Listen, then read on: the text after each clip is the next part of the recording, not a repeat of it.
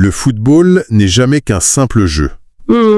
Parfois, c'est le champ de bataille où se règlent, à coups de silence et de refus, les guerres diplomatiques les plus féroces du continent africain. Absolument. Quand l'Algérie dit non à la CAF et refuse de remplacer le Maroc, décryptage d'un non-événement sportif qui cache un séisme géopolitique. C'est un angle mort fascinant. Oui. C'est très exactement le genre de situation où la surface sportive masque une mécanique étatique d'une complexité redoutable. Et il faut vraiment qu'on pose le cadre de cette affaire, parce que l'urgence de la situation est palpable. Tout à fait. Ce qui motive notre décryptage aujourd'hui, c'est une alerte d'une intensité assez rare. Une dépêche diffusée sur le canal d'information Sam Sports il y a tout juste 4 heures. À peine 4 heures, oui. L'annonce est tombée de manière très abrupte.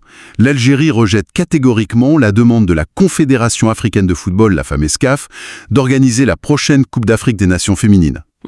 Mais le détail qui rend cette information littéralement explosive, c'est la formulation précise de la requête. C'est toujours là que ça se joue. Exactement. On leur a demandé de le faire, et je cite la dépêche, à la place du Maroc. Voilà. Le mot est lâché. Notre mission dans cette session, c'est d'aller bien au-delà du simple résultat sportif. On veut comprendre comment une banale histoire de calendrier et d'attribution de stade se transforme en une véritable passe d'armes diplomatique. Et pour saisir l'ampleur de ce qui se joue ici, il faut d'abord analyser la manière dont cette information a atterri dans l'espace public. Bien sûr. Parce qu'en diplomatie de crise, la forme n'est jamais innocente. Elle est vraiment le premier indicateur de la tension. Eh bien justement, parlons de la forme. Allons-y. Car c'est peut-être la première chose qui m'a fait bondir quand j'ai vu cette alerte passer. Je vous comprends. On parle d'une décision qui engage la souveraineté d'un État, d'une posture diplomatique extrêmement lourde.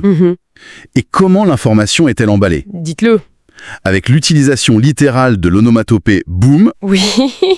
étiré avec je ne sais combien de lettres O et suivi d'un emoji avec un visage qui hurle de stupeur. Le fameux emoji choqué. C'est quand même paradoxal, non ? Je suis vraiment perplexe face au contraste entre la gravité géopolitique de l'acte et cette espèce de sensationnalisme numérique très basique. C'est sûr que le contraste peut paraître saisissant au premier abord. On a l'impression que les affaires d'État sont réduites à des codes de buzz pour adolescents, quoi. Oui, mais attention. C'est en fait une illustration parfaite de la nouvelle guerre de l'information. C'est-à-dire ? Aujourd'hui, on ne communique plus seulement par des notes blanches ou des communiqués officiels austères lus par un porte-parole en costume. On cherche à frapper l'opinion publique très exactement là où elle se trouve. Sur les réseaux ? Sur les réseaux. L'utilisation de ces codes très populaires, très viraux, permet de faire sortir une information diplomatique complexe de son cercle d'initiés. Pour l'injecter directement dans le débat populaire. Exactement. Et si on regarde les métriques de cette dépêche en temps réel, on comprend vite que l'objectif de captation de l'attention a fonctionné à plein régime. Ah ça, oui. En seulement 4 heures, l'alerte a généré près de 3700 vues. C'est fou quand on y pense. 3700 vues en si peu de temps pour un refus d'organisation de tournoi ? C'est énorme. C'est énorme. Mais au-delà du volume, il y a un autre chiffre qui m'a interpellé en préparant cette analyse. Je vois très bien duquel vous parlez. Sur ces milliers de vues, l'algorithme nous montre une ligne de fracture en temps réel. Le ratio d'engagement est figé sur une égalité mathématique parfaite. 4 contre 4. Voilà. 4 personnes qui ont cliqué sur « j'aime », 4 personnes qui ont cliqué sur « je n'aime pas ». C'est une photographie clinique de la polarisation. Personne n'est neutre en fait. Non. Et dans l'écosystème numérique, on a très souvent des mouvements de foule. Une majorité d'indignation ou alors une majorité de célébration. C'est binaire souvent. Très binaire. Mais ici, cette égalité parfaite, ce 4 contre 4, ça démontre qu'on est face à un miroir brisé. Un miroir brisé, hein. Oui.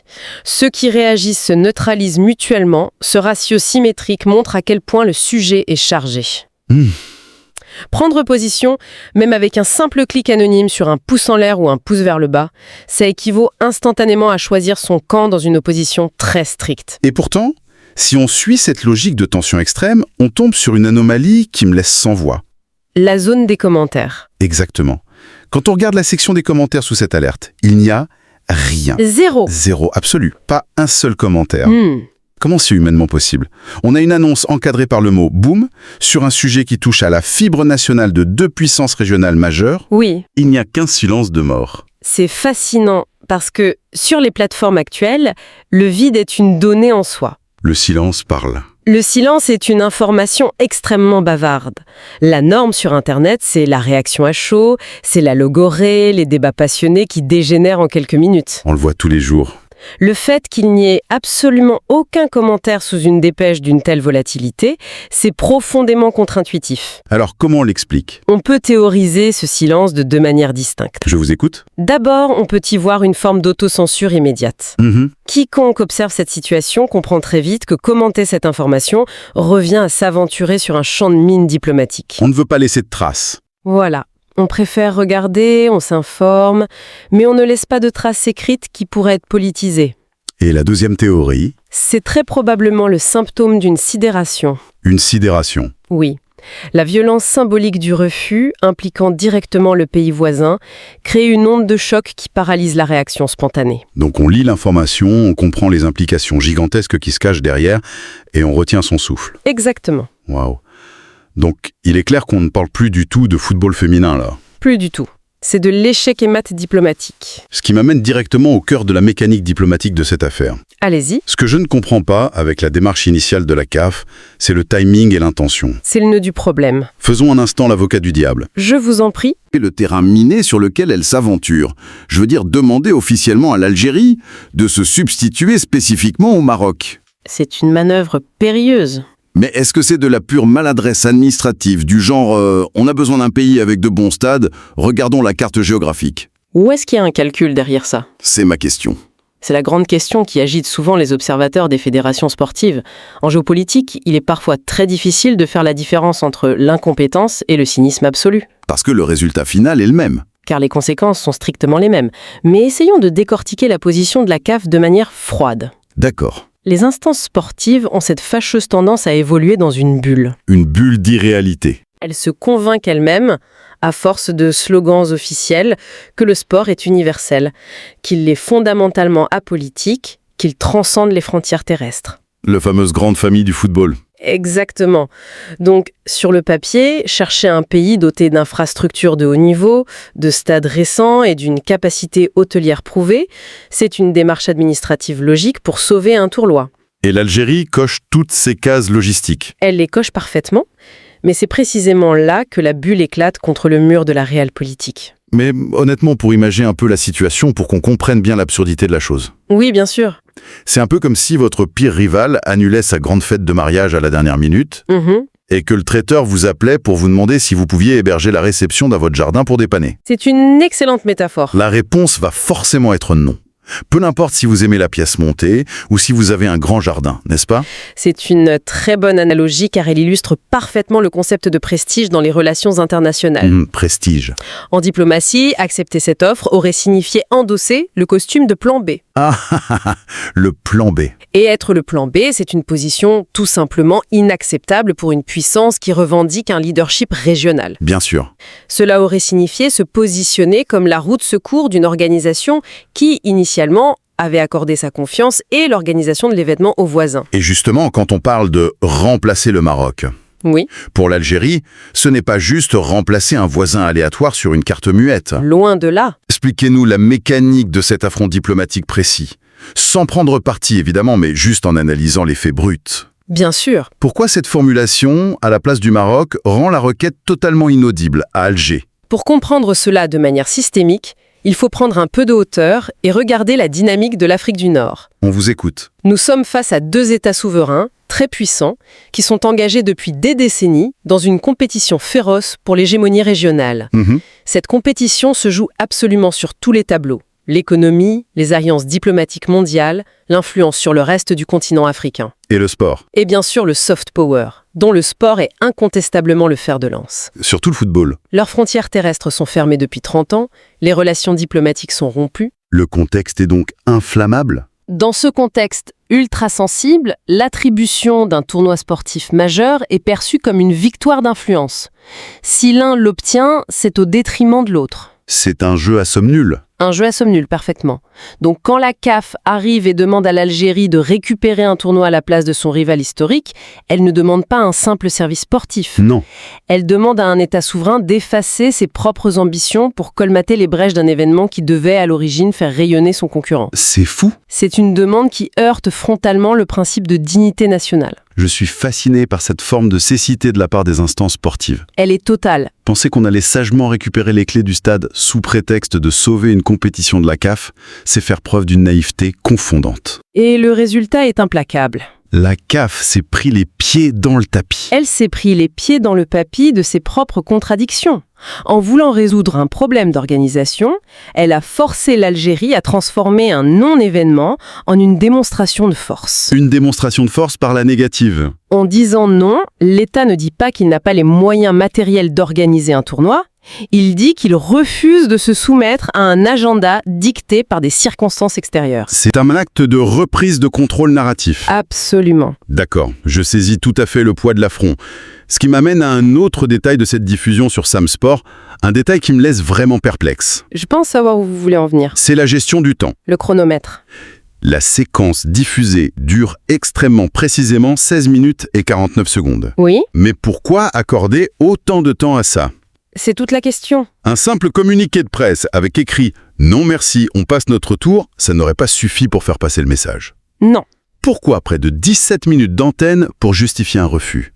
C'est une question cruciale, car le temps, c'est l'espace mental qu'on occupe chez l'adversaire et chez l'opinion publique. L'espace mental. Un non lapidaire exprimé en 3 lignes dans un communiqué de presse froid aurait été stratégiquement très faible. Trop expéditif. Il aurait pu être perçu comme une réaction épidermique, une saute d'humeur diplomatique. Je vois. Pire encore, dans le monde impitoyable de l'influence sportive, un refus expédiant 30 secondes aurait immédiatement été interprété par les détracteurs comme un aveu de faiblesse logistique. Ah, l'argument du genre, s'ils refusent si vite, c'est qu'ils n'ont pas les infrastructures prêtes. Exactement. Le narratif adverse se serait engouffré dans cette brèche. Donc si je vous suis bien, il ne fallait surtout pas laisser la moindre place au doute. Aucune. Il fallait meubler ce nom, le construire de manière à ce que personne ne puisse le contester ou le détourner. Il fallait bâtir une véritable architecture rhétorique autour de ce refus. 16 minutes et 49 secondes d'architecture. Prendre près de 17 minutes, c'est s'offrir le luxe de construire un narratif inattaquable. Même sans avoir le script exact sous les yeux, on connaît parfaitement la mécanique de ce type de prise de parole étatique. Comment ça se structure alors ? On peut facilement deviner l'ossature d'une telle diffusion. La première phase, c'est toujours la démonstration de puissance. Montrer qu'on est capable. Il faut probablement plusieurs minutes pour rappeler, preuve à l'appui, que le pays dispose des stades les plus modernes, des infrastructures de transport adéquates et qu'il a brillamment organisé d'autres tournois récemment. Donc on évacue d'emblée la question matérielle. Voilà. On prouve qu'on peut le faire. On montre les muscles avant de dire non en quelque sorte. C'est exactement ça. Et ensuite vient la deuxième phase qui est beaucoup plus politique. La justification. La justification du refus par les principes. Mhm. C'est là qu'on déploie les arguments sur la dignité, la souveraineté et le refus fondamental d'être instrumentalisé par la CAF. D'accord. En étirant cette argumentation sur près d'un quart d'heure, on ne laisse aucune faille, aucun angle mort que l'adversaire pourrait exploiter à son avantage. C'est du verrouillage. C'est ce qu'on appelle en géopolitique une véritable stratégie d'endiguement. Attendez, je vous arrête sur ce terme. Quand vous utilisez ce terme stratégie d'endiguement, qu'est-ce que ça veut dire concrètement dans le contexte d'une simple annonce sportive sur YouTube ou un canal d'information ? Historiquement, l'endiguement, c'est la doctrine qui consiste à empêcher une puissance adverse de s'étendre. Oui, la guerre froide. Exactement. Appliqué à la communication d'influence moderne, cela signifie qu'on sature l'espace médiatique avec ses propres arguments pour empêcher le narratif adverse de s'installer. D'accord, l'idée c'est de prendre toute la place. Si l'Algérie avait juste dit non en une phrase, la CAF ou même les commentateurs marocains auraient pu remplir ce silence avec leurs propres interprétations. La nature a horreur du vide. C'est ça ? En produisant une séquence de 16 minutes et 49 secondes, on impose sa propre grille de lecture au millimètre. On ne laisse pas le temps à l'autre. On étouffe littéralement la critique sous le poids de l'argumentation. La chaîne Sam Sport, pendant ces minutes précises, cesse d'être un simple canal de résultats de football pour devenir l'équivalent d'un pupitre diplomatique. C'est une métamorphose. L'argumentation minutieuse, seconde par seconde, verrouille toute tentative de récupération politique. C'est une inversion totale des valeurs habituelles du sport. Le retrait, le fait de ne pas jouer, devient l'action principale du match. Si on doit synthétiser cette mécanique avec une certaine froideur analytique, le tableau est parfaitement limpide. Je vous écoute. Ce refus d'organiser la compétition de la CAF n'a fondamentalement rien à voir avec le développement du football féminin en Afrique. Non, ça on l'a bien compris. Il illustre de la manière la plus éclatante comment le sport de haut niveau est devenu la continuation de la politique étatique par d'autres moyens. Clausewitz appliqué au ballon rond. Absolument. Nous observons des puissances qui refusent catégoriquement de servir de variable d'ajustement à une confédération sportive. La CAF croyait régler un problème d'agenda pour un tournoi. Elle a en réalité mis en lumière une ligne de crête géopolitique où chaque mot, chaque seconde antenne est mesurée au millimètre près. Et au final, c'est ça qui est vraiment fascinant dans ce décryptage. On a tellement souvent le réflexe de reléguer les informations sportives tout à la fin des journaux. Comme une annexe, comme une petite parenthèse de divertissement léger, pour souffler un peu après les vraies nouvelles sur l'économie ou la diplomatie. C'est une erreur de lecture. Or, une affaire comme celle-ci démontre exactement l'inverse. Quiconque s'intéresse au monde contemporain doit comprendre que si on veut prendre la température du monde, il faut regarder les terrains de sport. Tout s'y reflète. Les attributions de tournois, les boycotts, les refus de remplacement, ce sont en réalité les sismographes les plus sensibles de notre époque. Le terme est très juste, des sismographes. Apprendre à lire entre les lignes d'une alerte qui commence par « boom », c'est comprendre comment s'articule aujourd'hui le rapport de force brutal entre les nations. Ce n'est plus du football. C'est de la souveraineté à l'état pur. C'est ça. Et cette réflexion nous amène à un paradoxe qui mérite qu'on s'y arrête longuement pour conclure. Quel est ce paradoxe ? Depuis des décennies, on nous explique qu'organiser un événement sportif mondial ou continental est l'arme ultime du soft power. C'est le dogme, oui. Que c'est la meilleure façon pour un pays d'exister sur la carte, de montrer sa modernité. Organisé pour rayonner. Mais aujourd'hui, à travers cette crise, on voit émerger une toute autre réalité. Laquelle ? Refuser de l'organiser, avec un tel fracas et une telle mise en scène argumenteur, devient une arme de contestation d'une efficacité tout aussi redoutable. Le refus comme arme de puissance. On est alors en droit de se poser une question vertigineuse sur les rapports de force modernes. Je vous en prie, posez-la.